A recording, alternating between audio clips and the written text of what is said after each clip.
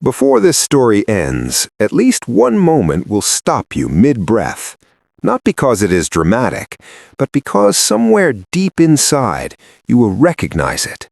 The quiet ache of being unwanted, the unexpected grace of being chosen, and the slow, steady miracle of belonging somewhere at last. This is the story of Eliza Harper, and it begins on the worst day of her life. The spring wind came through Silver Hollow like it always did, carrying dust, carrying heat, carrying the smell of livestock and smoldering wood from the blacksmith's forge at the edge of town. It was the kind of wind that got into everything, into the folds of your dress, into your hair, into the spaces between your ribs where courage was supposed to live. Eliza Harper stood in the center of the market square and let that wind move through her. She was 22 years old.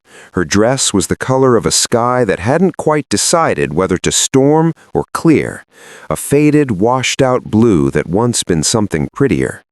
Her dark hair was pinned back tightly, as if even her appearance had been prepared for judgment. Her hands were clasped in front of her, fingers laced together so firmly that her knuckles had gone pale, not from cold, from the effort of holding herself together. Behind her stood her father, Caleb Harper, a broad man with a sunburned neck and eyes the color of dried clay. He had the look of a man who had convinced himself long ago that necessity and cruelty were the same thing. He pushed her forward. Not gently, not with hesitation, the way a man pushes a cart he is tired of pulling. "She can cook," he announced to the gathered crowd, his voice carrying the flat confidence of a livestock auctioneer. "She can sew. She keeps quiet. Anyone with coin can take her tonight." He paused. Let that settle. Then he added the part that was meant to explain everything, the part that was, in his mind, both an apology and an excuse. "She's barren. Tried for years. Nothing happened. But she's got steady hands and teeth still in her head. That counts for something." The square went still. Not the kind of still that comes before applause, the kind that comes when something indecent has been said aloud and no one knows where to put their eyes. Mothers turned their children gently away from the spectacle. A group of older men near the dry goods cart stared at their boots. Two women standing near the dry goods cart whispered to each other behind their hands, and their whispers were not kind. Eliza did not cry. She had learned in the years leading up to this moment that crying changed nothing, pleading changed nothing. Words in her family's house were currency that only her father could spend. So she stood straight. She breathed slowly. She looked just past the crowd, toward the place where the road left Silver Hollow and disappeared into the open prairie, and she thought, quietly, carefully, that if there was anything left for her in this world, it was somewhere past that horizon. Her mother stood at the edge of the crowd. Eliza found her face for just a moment, looked for something, a trembling lip, a hand raised in protest, a single flicker of maternal fire. But her mother's expression was as flat and empty as the desert floor. She had learned, perhaps even earlier than Eliza, that silence was the only safe country in Caleb Harper's world. And so she had moved there permanently, and she had never once come back. Eliza looked away. That was when the crowd shifted. A man stepped forward from near the back. He was broad through the shoulders, the kind of broad that comes not from vanity, but from years of actual labor. His coat was the color of trail dust, which made sense, because trail dust was exactly what covered it. His hat was pulled low, and beneath its brim his face was mostly shadow, a jaw, a mouth set in a flat, unreadable line, and eyes that moved over the scene in front of him, not with hunger or amusement, but with something harder to name, something that looked almost like recognition. He did not inspect her, he did not circle her, did not ask her to open her mouth or show her hands or demonstrate her cooking. He simply reached into his coat pocket, placed a small collection of coins on the table beside her father, and straightened up again. "She won't be judged anymore," he said. Then he turned and walked toward the hitching post where a wagon and 2 mules stood waiting. Caleb Harper looked at the coins. He looked at the man's retreating back. He opened his mouth once, then closed it. Whatever calculation he ran, it came out in favor of silence. Eliza bent down and picked up her satchel from the dirt beside her feet. Inside it were 2 worn shoes wrapped in cloth, a small tin of needles, and a locket on a thin brass chain. Inside the locket was a small painted portrait of her mother, not the expressionless woman standing at the edge of the crowd, but the woman her mother had been before Silver Hollow had ground her down to nothing. A younger woman, smiling, a woman who had once believed, perhaps, that she too would be chosen well. Eliza held the satchel against her chest and followed the man in the dusty coat. She did not look back. The wagon moved slowly across the open prairie, and the silence between them was the first honest thing Eliza had experienced in years. His name was Silas Kane.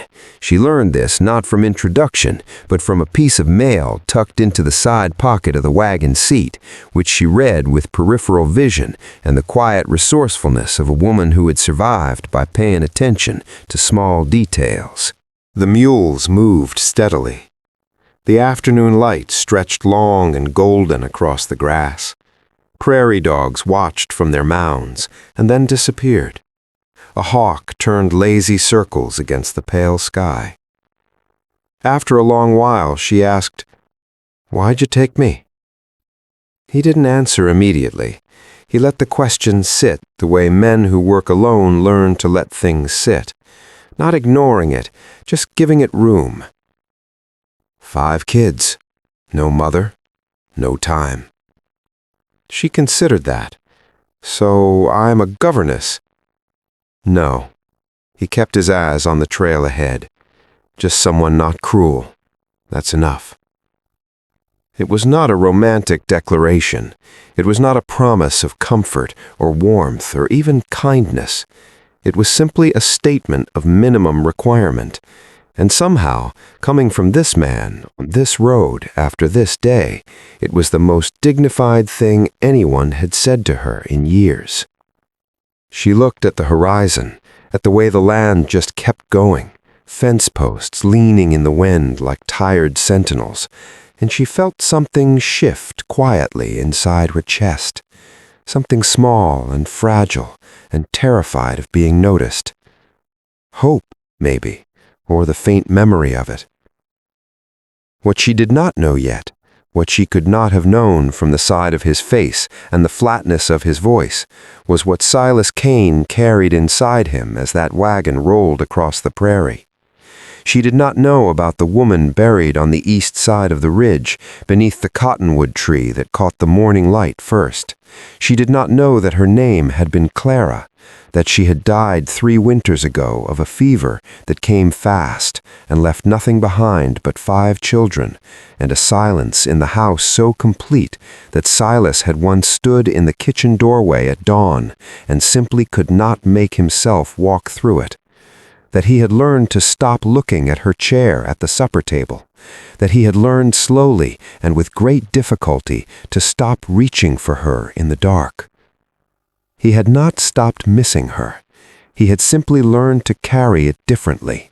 The way a man learns to carry a stone he cannot put down. Eventually it finds its place against your body, and you forget for stretches of time that it is there at all, until something reminds you. Until a child says a word in a certain way, or the light falls across the kitchen table at a particular angle, or you find yourself in a market square in Silver Hollow, watching a young woman hold herself together with nothing but the pressure of her own clasped hands, and something in you recognizes that particular kind of quiet endurance, because you have practiced it yourself. He had not taken her out of charity. He had taken her because he understood, without a single word being exchanged, what it cost her to still be standing. They arrived at dusk. The house sat on a low ridge above a dry creek bed, small, weathered, the color of the earth around it, as if it had grown there rather than been built. A barn crouched behind it like a faithful old dog. A garden that had tried hard and mostly failed ran along the south wall. Cottonwood trees stood at the edge of the property, their leaves catching the last of the evening light, turning it silver. Eliza noticed, as she stepped down from the wagon, that one of the cottonwoods had a small wooden cross at its base.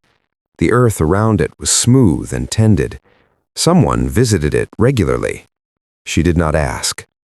She simply noted it, the way she noted all important things, quietly, carefully, and with the understanding that some griefs are not hers to name. When Eliza stepped through the door, 5 children stopped moving and stared at her. The oldest was a boy of perhaps 14, Judah, with his father's jaw and his mother's absence already written into the set of his shoulders. He did not smile. He assessed. Beside him, 2 boys closer together in age whispered to each other. Levi and Gideon, 7 and 9, all elbows and curiosity. A girl, Mira, perhaps 6, clutched a piece of scrap cloth to her chest and pressed herself against the wall. And the smallest, a boy not yet 5 named Samson, simply walked to the center of the room, looked up at Eliza with enormous solemn eyes, and mirrored her posture exactly. Hands at his sides, chin up, weight even on both feet. Despite everything, despite the exhaustion and the humiliation and the long, strange road that had brought her here, Eliza almost smiled. She did not explain herself, did not make speeches or promises or ask for acceptance. She simply looked at the cold stove, the unwashed dishes, the pile of mending on the chair by the window, and she got to work. She burned the coffee, she spilled the beans, she jabbed herself twice with the needle and once with a splinter from the firewood, and she kept going. She worked until the kitchen smelled of something warm and edible, until the fire in the stove burned steady, until the smallest boy had been convinced, gently and without fuss, to eat his supper and allow himself to be put to bed. Days passed, then weeks. She learned their rhythms the way you learn a piece of music, slowly, by ear, by feel. She learned that Judah woke at 5 and went to the barn before breakfast and didn't want to be spoken to until he'd had his coffee, which was exactly like his father. She learned that Gideon collected flat stones and kept them in a tin under his bed. She learned that Mira was afraid of the dark, but was also too proud to say so, and so Eliza began leaving a small lamp burning in the hallway without making any announcement about it. She learned that Samson had decided, in the quiet, sovereign way that small children make their greatest decisions, that she was his. He followed her everywhere. He handed her things she hadn't asked for and waited to see if they were useful. He sat beside her while she sewed and hummed tunelessly to himself, content simply to be in proximity to her warmth. One evening, after supper, Levi pressed something into her hand without looking at her. A small wooden horse, crudely carved, one ear slightly misshapen. He had made it himself. "Here, Mama," he said, quietly, quickly, as if the word had escaped before he could decide whether to let it go. He walked away before she could respond. Eliza sat with that small wooden horse in her palm for a long time. She turned it over and over in her fingers. Outside, the wind moved through the cottonwoods and made its soft, endless sound. She did not cry. She simply sat very still and let that word, that one small, enormous word, settle into the place inside her where her deepest wound had always lived. And for the first time in her life, that place felt less like a wound and more like a door. The shadow came on a Tuesday evening in early July. Eliza was on the porch shelling beans when she heard the horse on the road.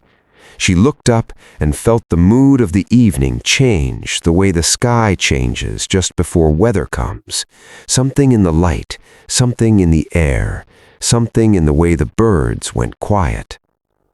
Clay Vaughan was a man from the next ridge who carried his cruelty the way some men carry their pride, openly and with the satisfaction of someone who has never once been made to set it down. He had been drinking, she could tell by the way he sat his horse and by the smile on his face, which was the particular smile of a man looking for something to diminish.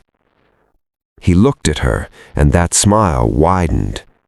"Well, well," he said, "if it ain't the Barren ghost of Silver Hollow. Heard old Caleb finally found someone foolish enough to take you off his hands." Eliza set down the beans. She stood up slowly. She did not speak. "Ain't got nothing to say?" He swung down from his horse, unsteady on his feet, and took a step toward her. "Seems like a woman ought to be—" He reached for her arm. What happened next happened fast. Silas came off the porch steps like something released from tension, not reckless, not wild, but with the precise and terrible efficiency of a man who had decided something with complete certainty. His fist connected with Clay Vaughan's jaw, and Clay went down into the dust the way a tree goes down when the axe finally finds the right angle, all at once, without grace, with a sound like finality. Silas stood over him for a moment. Then he looked at Eliza. His gaze was dark and steady and absolutely calm. "No one touches you," he said, "not while I'm standing." Clay Vaughan gathered what was left of his dignity, got back on his horse, and did not return. That night, Eliza sat across from Silas at the kitchen table and cleaned the bruised knuckles of his right hand with a cloth dipped in cool water. Neither of them spoke for a long while. The lamp burned low. Outside, the prairie was quiet under a sky thick with stars. "I cried," she said finally. He looked at her. "After you went to the barn, I sat here and I cried." She folded the cloth carefully and set it aside. "Because no one has ever stood up for me like that. Not once. Not in my whole life."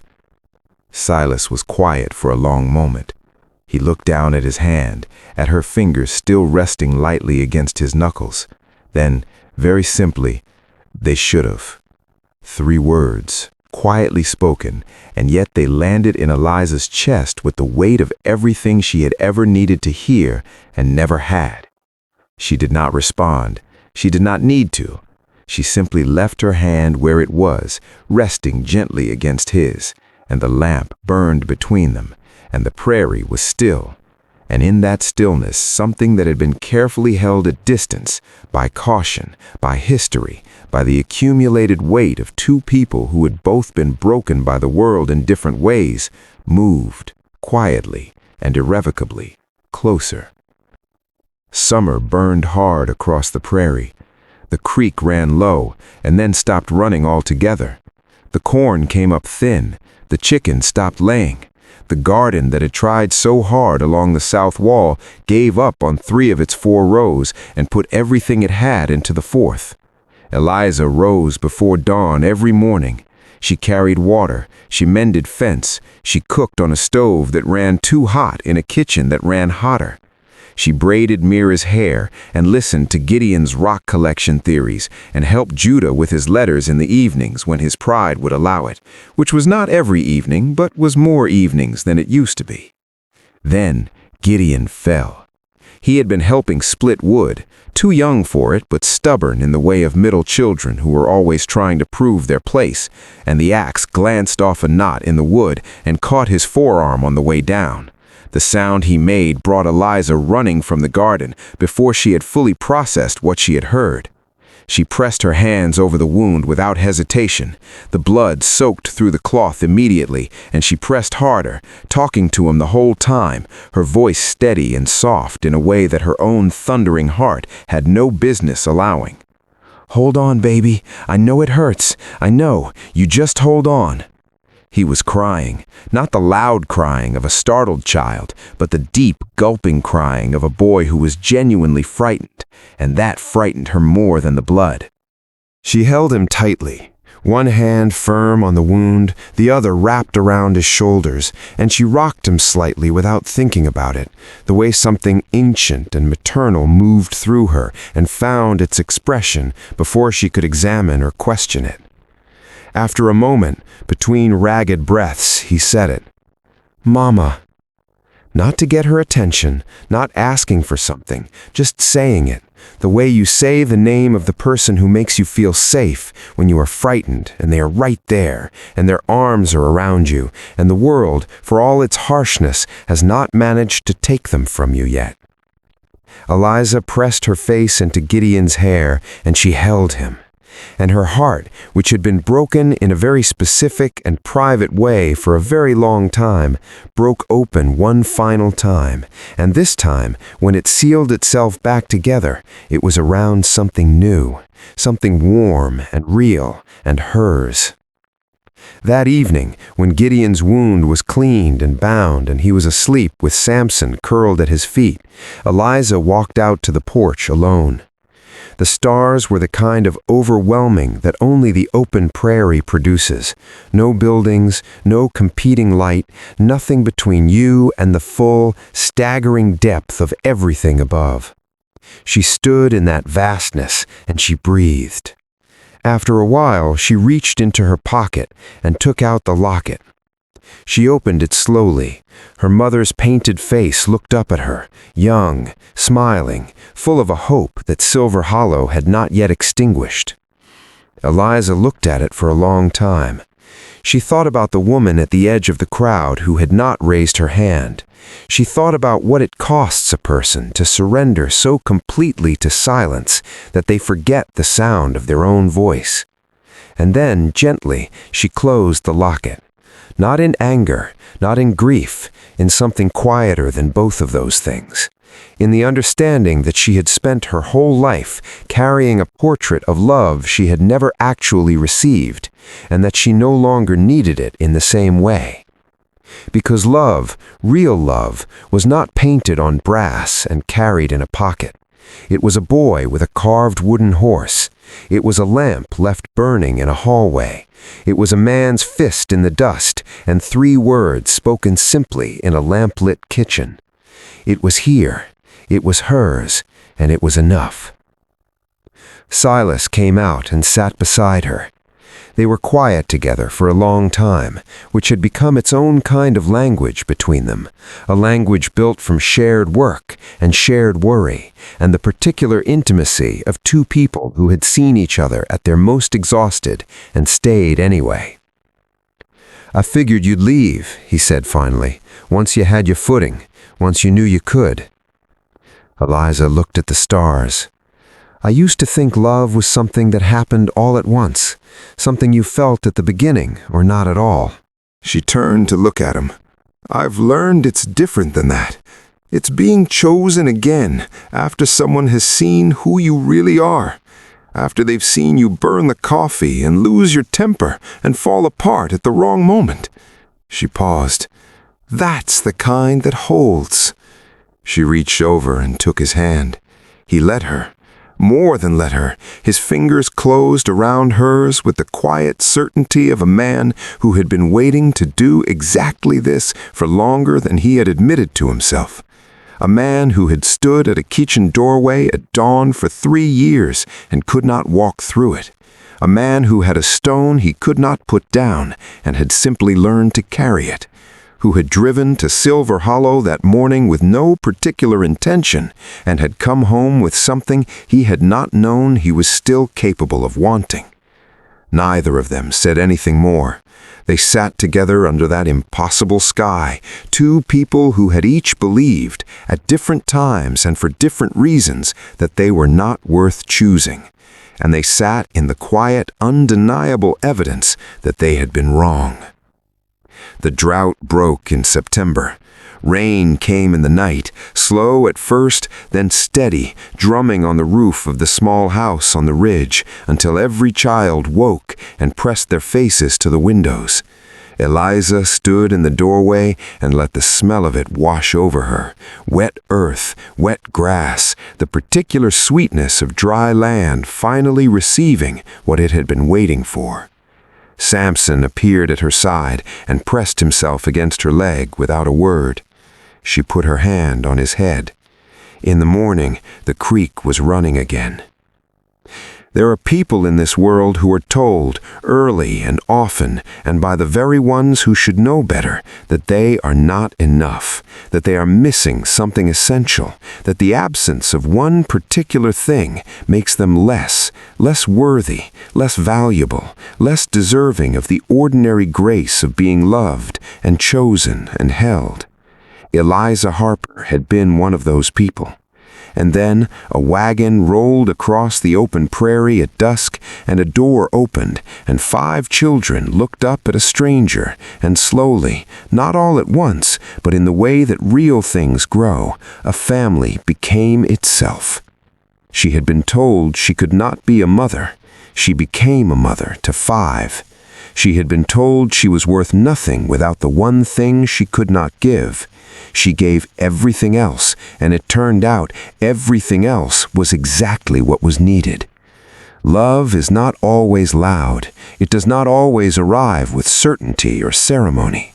Sometimes it arrives in a wagon at dusk, in a wooden horse with one misshapen ear, in a lamp left burning in a dark hallway, in a man who puts coins on a table without asking a single question, because some things do not require explanation, only action. Sometimes it arrives like rain after a long drought, quiet, patient, and absolutely, completely enough. If this story reached something inside you, if Eliza's quiet dignity or the sound of a child saying "Mama" in the dark moved you in a way you were not expecting, please take a moment right now and subscribe to Desert Hearth. It costs you nothing, and it means everything to us. Every week we bring you stories like this one, stories about ordinary people carrying extraordinary courage, stories about love that is chosen, not inherited, stories about the kind of worth that no market square and no cruel word can ever take away. Leave a comment below and tell us which moments stayed with you. We read every single one, and your words remind us why we do this. And if you know someone today who has been told they are not enough, a friend, a sister, someone who needs to hear that being chosen slowly and truly is worth more than being wanted carelessly, share this story with them. Because sometimes the most powerful thing one person can do for another is simply say, "I see you, I choose you, and I am not going anywhere." Welcome back, always, to Desert Hearth.